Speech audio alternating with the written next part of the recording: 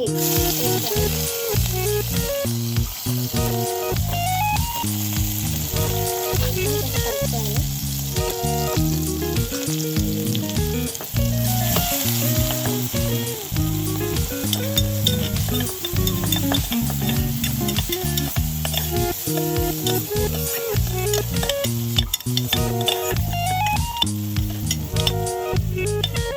కొంచెం పసుపు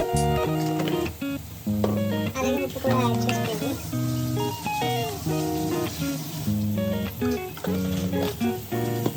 దీన్ని కూడా బాగా కలుపుకోవాలి. కొంచెం కరివేపాకు వేసుకోండి, కూర టేస్ట్ వస్తుంది.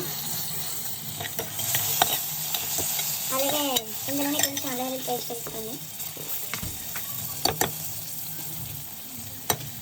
చిన్నగా వేస్తే సరిపోతుంది.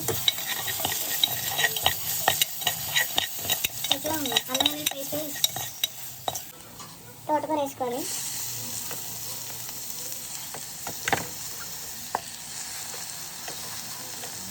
తోటకూర వేసుకొని కొంచెం తోటకూర వేసుకొని ఫుల్ కలుపుకొని అందులో టమాటాలు వేసుకోవాలి. ఇందులోని ఒక 2 స్పూన్స్ కారం వేసుకోండి. ఇంకా కారం ఎక్కువ తిన్నోళ్ళైతే మీకు నచ్చినంత వేసుకోండి. ఈ కారం వేసిన తర్వాత కొంచెం ధనియాల పొడి వేసుకోండి, 1 స్పూన్ లాగా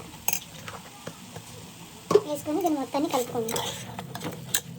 మనం తోటకూర ఎంత ఎక్కువ వేసినా అది ఉడికేసరికి చాలా తక్కువే కదా అవుతుంది. సో నాది ఇంత అయింది. ఇది కలుపుకున్న తర్వాత ఇది కొంచెం కలుపుకొని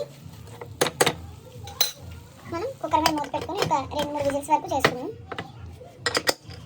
ఇది 2 విజిల్స్ వచ్చాక తర్వాత చూద్దాం. 2 విజిల్స్ అయిపోయి ఓపెన్ చేసి చూస్తున్నాం. చూడండి ఇలా వచ్చింది కదా. ఇలా వచ్చినా మీరు ఆపేటండి. మళ్ళీ స్టవ్ వెలిగించుకొని ఇది కొంచెం మెత్తగా అవ్వదు, కొంచెం మెత్తగా అయిన వరకు మీరు గరిటతో ఎలా అనండి, అప్పుడు ఇది మెత్తగా అవుతుంది.